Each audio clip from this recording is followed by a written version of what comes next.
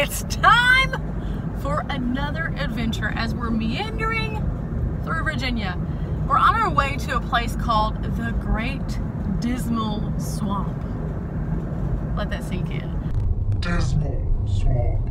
It's only open from 8 till 4, and so I'm getting here a little bit before close. I'm gonna check it out really briefly, but let's just face it. I got eaten by mosquitoes at the last swamp, and the swamp before that, there were gators. So, we're not gonna be sticking around past close. No, no, no.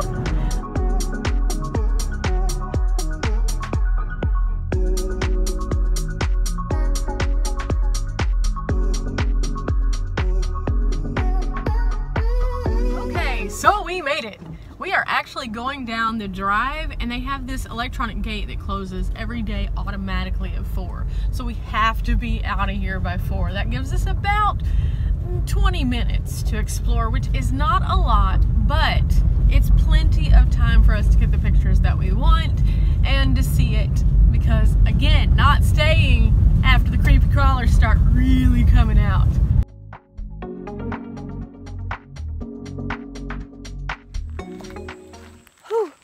The bugs are big.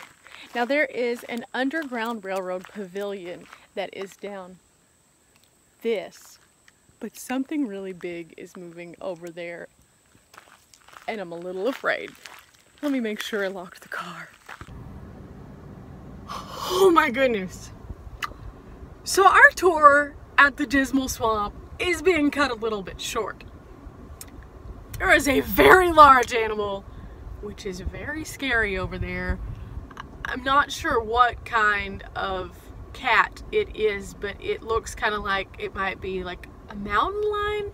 I didn't know they had mountain lions here, but it was definitely some kind of cat, not small. And so I'm not choosing to go out into the swamp right now. Normally, from all the information that I've read and from things that I've learned, they usually aren't out at this time. So I don't know why. No, we're gonna move on to something else today. I would not come out here by yourself, probably. That's what my tip will be. Great Dismal Swamp, come out, not alone.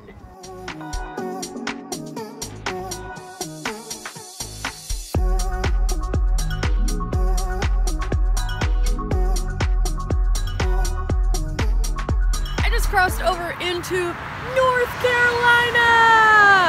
I'm actually on the way out to a really interesting site that supposedly doesn't close. So we're crossing our fingers that once we get there, it's open.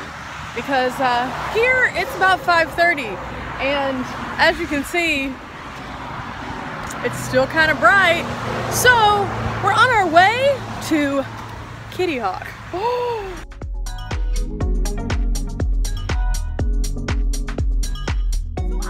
Way to Kitty Hawk, and I run across this guy at a place called DIGGER'S Dungeon. Now, if you have ever watched Monster Truck before, this is a place you have to stop.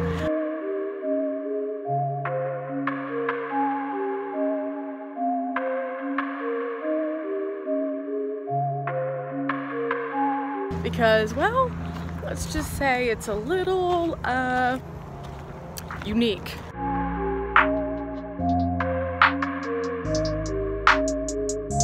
That's right, it's the Gravedigger. I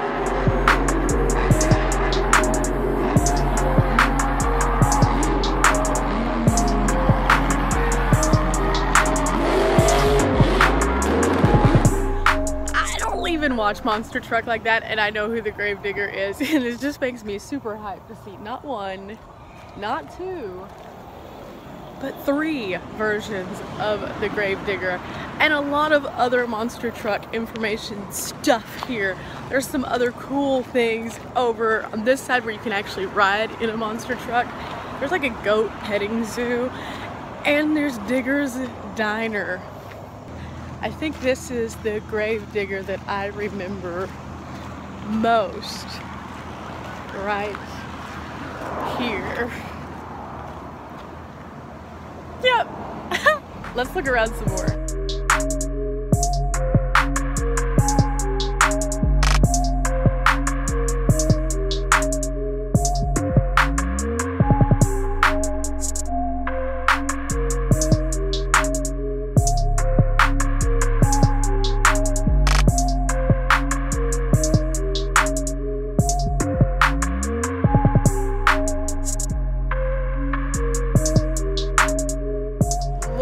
there are so many versions of the Gravedigger, and clearly this is where the Gravedigger's home is, so we found it. Not that we were looking for it, but now we found it, and I'm absolutely fascinated. This is really interesting because, you know those things that you see when you're a kid that you never really like think you're going to see like in real life, like an application of? Well, look at this. I found it. And I feel like a kid in a candy store all over again. And these things are huge. Like I can stand all the way under it and almost walk under it. No problem. So can you imagine seeing this thing coming like down the road? I can't. But seeing it at Monster Truck made total sense.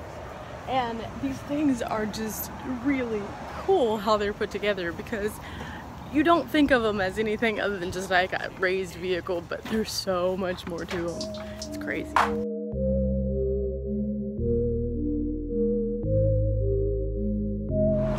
Digger's Diner here is open from 7 till 3 every day, and it's got that old diner look to it, but it also has an outdoor seating area as well as picnic tables and things like that.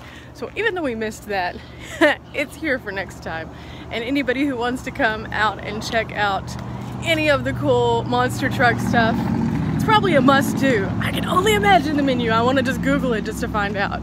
But then on this side we have 3 more monster trucks next to the monster truck course. Let me show you these. This is Whiplash, the Hot Wheels car, and another Gravedigger.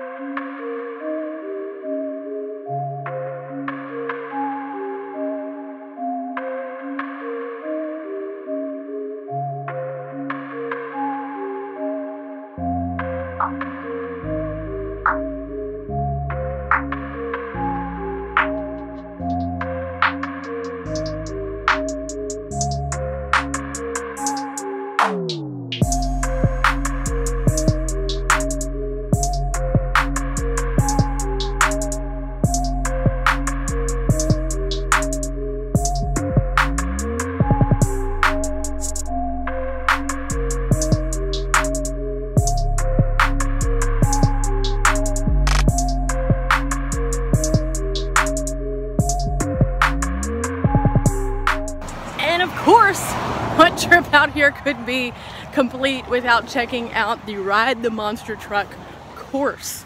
You have to have a whole course that's set up just for you to go riding in what I'm assuming is probably one of these guys right over here.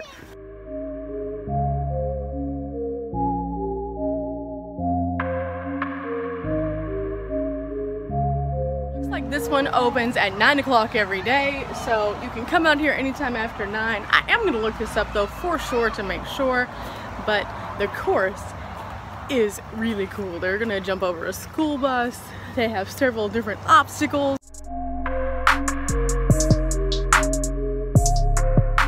And then you might be asking, but how do I get in?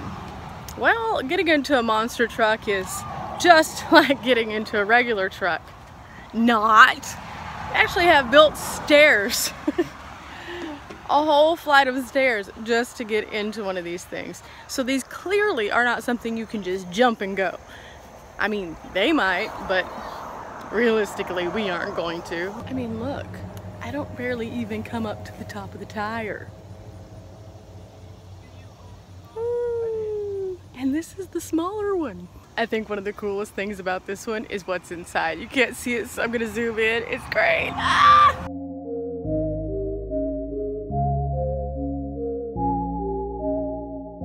Yep, it's a minion. Ah! Yes, yes, yes, and yes. Well, that was fun. Yeah, that was fun. That's why we like this, because we travel and we find these weird things that are quirky and fun. Anyway, back on the road. We have to get to Kitty Hawk. It's getting closer to dark. So while we're waiting on this little traffic that's going past, I looked it up. The Gravedigger started out in 1982, which means the Gravedigger and I are the same age. Ooh, I told my age. Oh no! Anyway, it started off as that first truck over there. And it was originally said that the guy said that he was going to take this truck and dig you a grave with it. And that is actually what made it have the name Gravedigger. It wasn't until like 4 years later that it became the Gravedigger that we all know and love with the weird creepy scene. Yeah, the one that's really scary. And they changed it to the panel wagon instead of a truck. This thing began competing, and now there are multiple versions at any given time that are cruising around the United States making appearances because it's one of the most famous monster trucks ever! Yes, but they're from right here. So that's why, obviously, that Digger's Dungeon is right here. Urgh. Traffic's cleared. Let's go! We made it to Kitty Hawk, and oh my goodness, do you hear this? Anyway, we are on our way up to the Century in Flight Monument, which is right up this little path. And the whole reason we came to Kitty Hawk. Oh my goodness, I see it.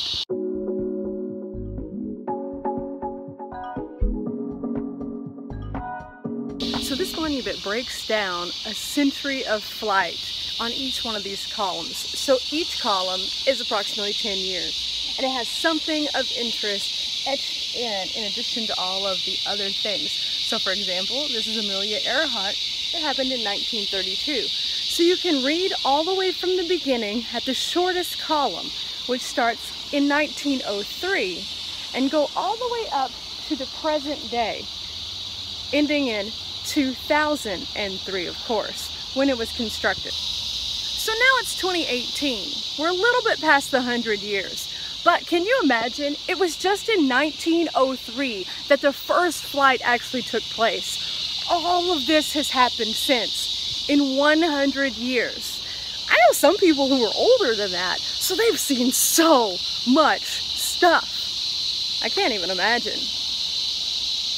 But this is where we're going to conclude our night here in Kitty Hawk with the crazy sounding bugs and this amazing monument. I'm going to show you a little bit closer view of some of the coolest features like this, and then I will see you guys on the next episode.